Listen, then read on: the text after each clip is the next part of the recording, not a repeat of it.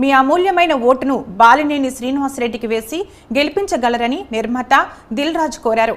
5 సార్లు ఒంగోలు నుంచి ఎమ్మెల్యేగా ప్రాతినిధ్యం వహించిన బాలినేని ఒంగోలును ఎంతో అభివృద్ధి చేశారు.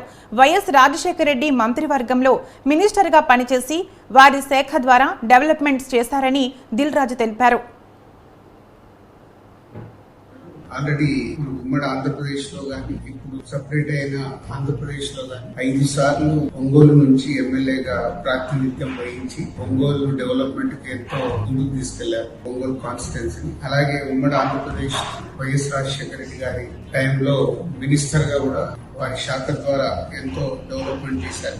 అలాగే మన జగన్ గారి సారథ్యంలో ఆంధ్రప్రదేశ్ లో మంత్రివర్యులుగా ఆ శాఖని ఎంతో ముందుకు తీసుకెళ్లారు.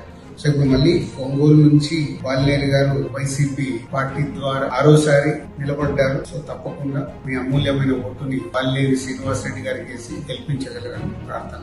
అండ్ ఈ మధ్య బాలినేని శ్రీనివాసరెడ్డి గారి పైన ఒక డాక్యుమెంటరీ వీడియో చేశారు. సో అది యూట్యూబ్ లో పెట్టారు. సో బాలినేని శ్రీనివాసరెడ్డి గారు వారి రాజకీయ ప్రస్థానం మొదలైన నుంచి అసలు వాళ్ళు అంచెలంచెలుగా వారు ఎదుగుతూ ఆ కాన్స్టిట్యున్సీని ఎంతో అభివృద్ధి సైడ్ తీసుకెళ్లారు. దాంట్లో మొత్తం యూట్యూబ్ లో ఉన్న డాక్యుమెంటరీ బాలినేని శ్రీనివాసరెడ్డి గారి గురించి ఉంది. తప్పకుండా మీరు ఆ లింక్ ని ఓపెన్ చేసి చూస్తే బాలినేని గారు ఎంత కాన్స్టిట్యున్సీని డెవలప్ చేశారనేది తెలుస్తుంది. సో తప్పకుండా అది చూడాలి. చూసి మీ అమూల్యమైన ఓటుని బాలినేని శ్రీనివాసరెడ్డి గారికి వేసి గెలిపిస్తారని ప్రార్థన.